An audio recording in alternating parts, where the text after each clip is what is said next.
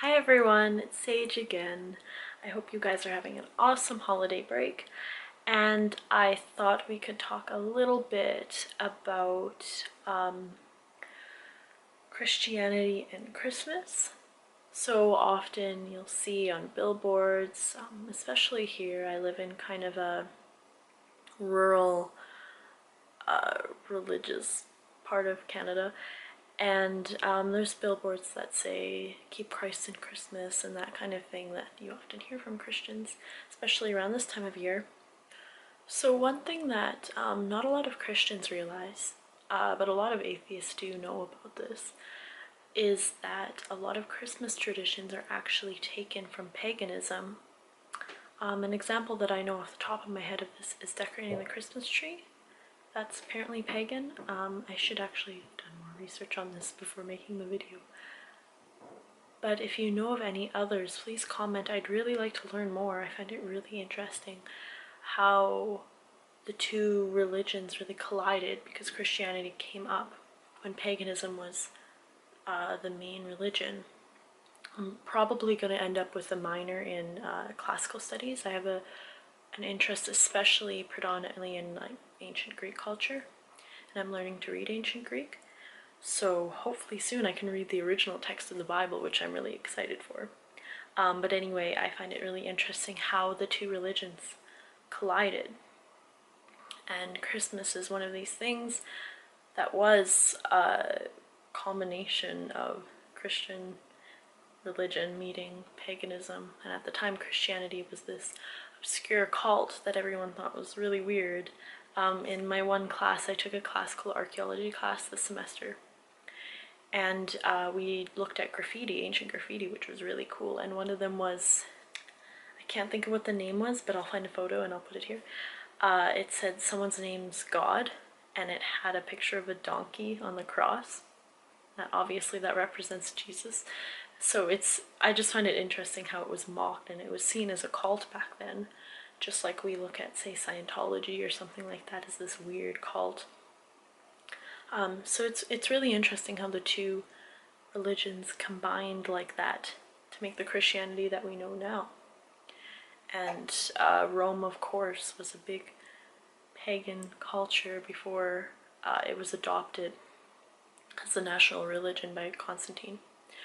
But anyway, if you guys could comment how Christianity and paganism have combined to make the Christianity that we know now, that'd be super interesting, and I'd love to learn more about that. I really should research more, but I thought I might as well ask you guys and see what you guys know.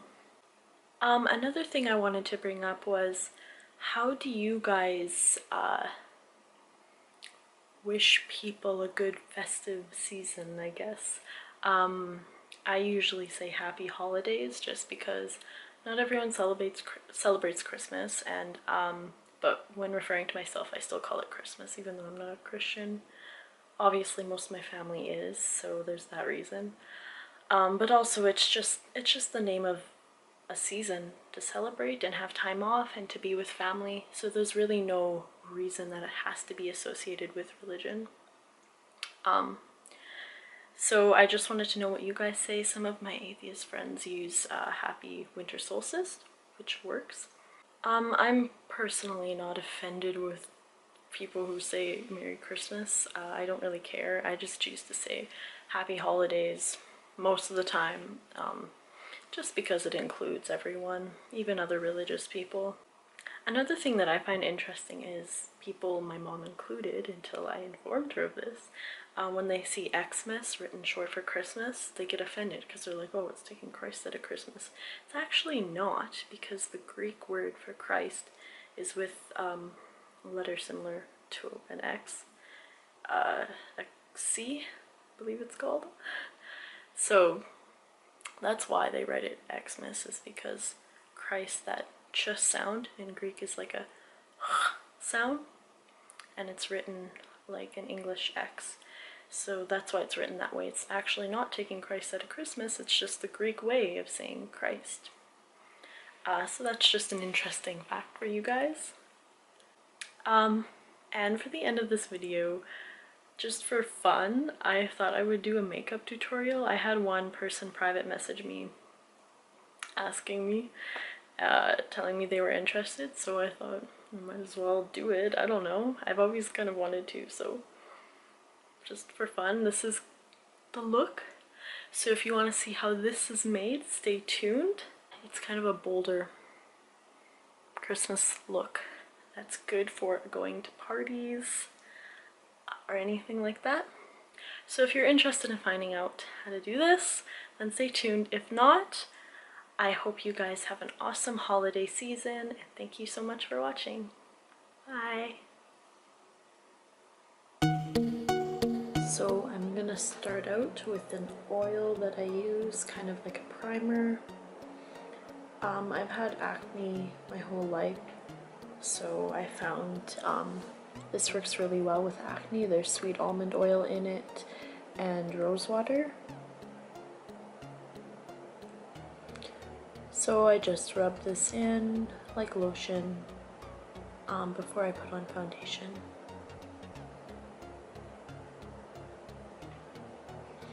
I use CoverGirl foundation most of the time, but I have other ones too. And I usually use a foundation brush. Sometimes I use a beauty blender too, and if I do that, I'll wet it first. But most of the time I just use this brush.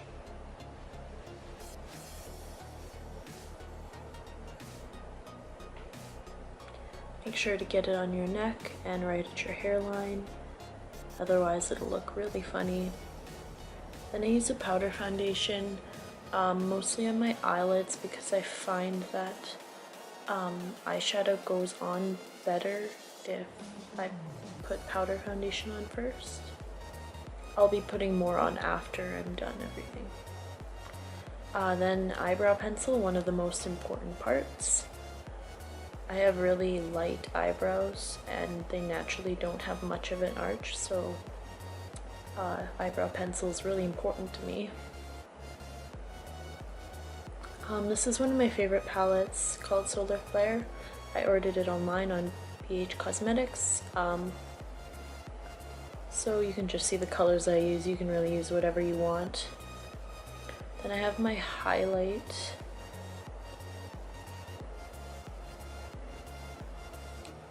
I use a little bit underneath my eyes just to make them look brighter and more open. Then I use the white right in the corner. And of course you have to highlight on the brow bone. Then the eyeliner, another essential.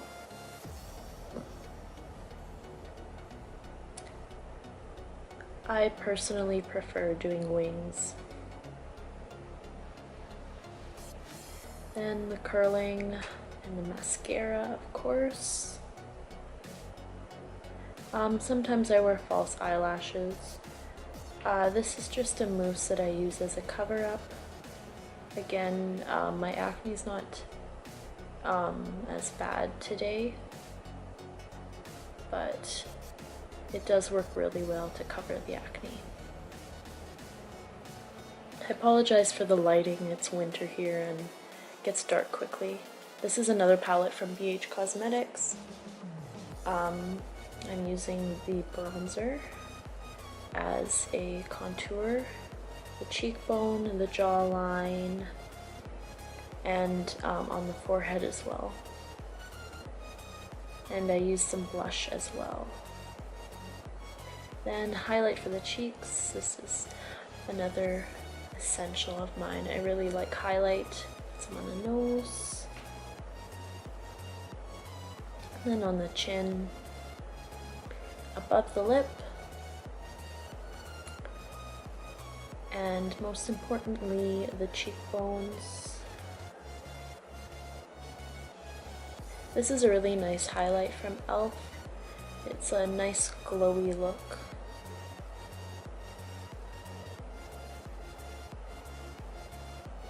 It's kind of hard to see from the lighting, but it is quite glowy. Then I have a lipstick. I like bold colored lipstick. This one isn't as bold as I usually go. I like dark purples or reds personally. So this is the look. I hope you guys enjoyed the video, and I hope you all have a happy holiday season.